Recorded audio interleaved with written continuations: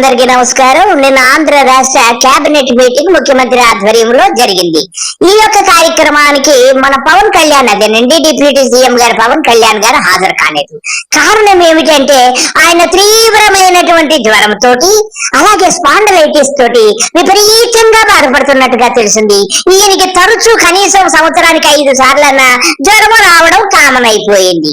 ఇకపోతే బాబు గారు నిన్న కేబినెట్ మీటింగ్ నిర్వహించి సహచర మంత్రివర్గానికి అందరికీ కూడా ర్యాంక్స్ కేటాయించడం జరిగింది. ఇందులో నెంబర్ 1 గా ఫరూక్ గారు ఉన్నారు.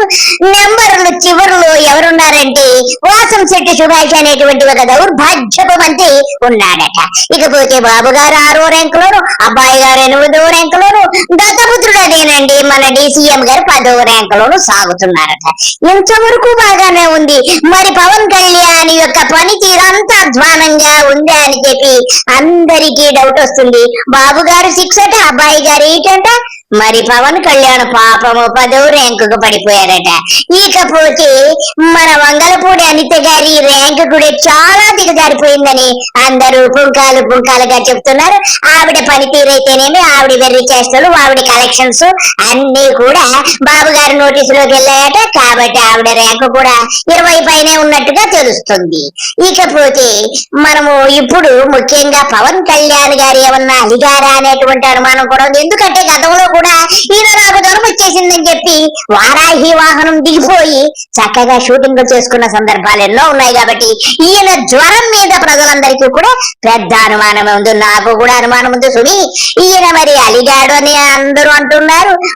చిన్నబాబు గారు దత్తపుత్రుడు గారు ఇద్దరు కలిసి దెబ్బలాడుకున్నారని, బాబు గారు చిన్నబాబును మందలించారని, అయినా కూడా పవన్ కళ్యాణ్కి అలక తీరలేదని చెప్పి కూడా అందరూ అనుకోవడం జరుగుతుంది.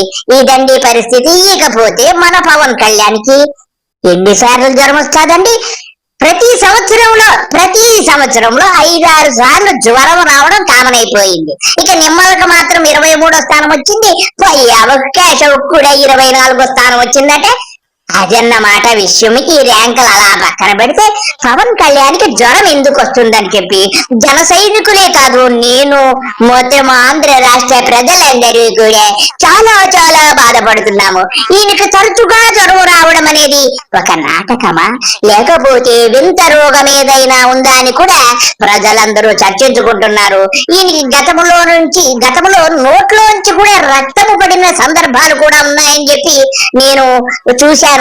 అది ఎంతవరకు వాస్తవమో తెలియదు కానీ ఈయన తరచూ కూడా ఈయన ఇలాగ జ్వరభారితుడై ఎన్నోసార్లు మంచం ఎక్కేస్తాడు. జ్వరం వచ్చేసింది, నేను ఇంకా రాలేను. అలాగే వరద వచ్చినప్పుడు మీకు గుర్తుందో లేదో విజయవాడలో, అప్పుడు కూడా ఇదే నాటకం. వరద వచ్చేసింది, నేను రోగంతో బాధపడుతున్నాను, జ్వర పీడుతున్నాయి, ఇంట్లోనే తొంగున్నాను, బాత్రూమ్ నుంచే నేను అన్ని పనులు చక్క పెడుతున్నానని కూడా ఈ పెద్ద మనిషి చెప్పాడు. అలాగే 12 గంటలంటే దగ్గర ఒక 2 రోజుల ముందు పెట్టినటువంటి ఈ పోస్ట్ అన్నమాట. ఆ తర్వాత గతంలో అంటే నాకు తెలిసి 3 నెలల క్రితము ఒకసారి దీనికి ఇదే జ్వరం వచ్చింది. 5 నెలల క్రితం ఒకసారి వచ్చింది. ఇది 3 నెలల క్రితం వచ్చినటువంటి ఇవన్నీ కూడా థంబ్నెయిల్స్ సేకరించానండి. నా క్రియేషన్ కాదు సుమి. ఇవన్నీ కూడా మన నెట్ లో అవైలబుల్ గా ఉన్నాయి. ఇవన్నీ నేను సేకరించి శోధించిన విషయం ఏమిటంటే ఇతనికి నిజముగా జ్వరము వస్తుందా, లేకపోతే జ్వరం అనేటువంటి కృత నాటకాన్ని ఏమన్నా తెర తీశాడా అనే ఒక డౌట్ అయితే అందరికీ వచ్చింది. ఇకపోతే 5 నెలల క్రితం ఒకసారి జ్వరం వచ్చింది. ఇలాగ తరచూ జ్వరం వస్తానే ఉంది. ఇక నేను చెప్పలేనండి అన్నిసార్లు ఎవరికైనా జ్వరం వస్తే ఉంటారా. అయితే మనకి సీనియర్ జర్నలిస్ట్ దాము బాలాజీ గారు అని ఉన్నారండి. ఆయనకు ఒక సందేహం వచ్చింది. పవన్కు వింత జబ్బు ఉందేమో అనేటువంటి సందేహాన్ని కూడా గతంలో ఆయన మనకి చెప్పడం జరిగింది. అది కూడా ఒక పుంకాలుగా వీడియోలు అవైలబిలిటీ ఉన్నాయి. ఇకపోతే పవన్ కళ్యాణ్కి జ్వరము 10 నెలల క్రితం జ్వరం, 3 నెలల క్రితం జ్వరం, 5 నెలల క్రితం జ్వరం, 24 గంటల జ్వరమేనా? నువ్వెప్పుడు ఉప ముఖ్యమంత్రిగా పనిచేస్తావయ్యా? ఈ జ్వర బాధితుడివై ఇలాగెందుకయ్యా మమ్మల్ని చంపుతావు? అలకనే కొందరు అంటున్నారు, జ్వరమని నువ్వు అంటున్నావు. మరి అలక జ్వరమా ఏమిటి? అలకతో కూడిన జ్వరమే. అలక వల్ల ఉన్న వచ్చినటువంటి జ్వరమా అని చెప్పి ప్రజలందరూ కూడా ఆ రకరకాలుగా ఆలోచిస్తున్నారు. ఇక జ్వరము అనేటువంటి ఎపిసోడ్ కి ఈ పవన్ కళ్యాణ్ స్పష్టి చెప్తే బాగుంటుంది. అనవసరంగా నవ్వులు పాలవుతున్నాడేమో అనేటువంటి భావన ప్రజల్లో అందరికీ కూడా ఉందన్నమాట. 7 సంవత్సరాల క్రితము సంవత్సరం క్రితం 24 గంటలు జ్వరమేనండి. ఇదేమి జ్వరమో మరి ఆయనకి ఏమి రోగమో ఒక్కసారి మంచి డాక్టర్ కి చూపించుకోమని నా ఉచిత సలహా.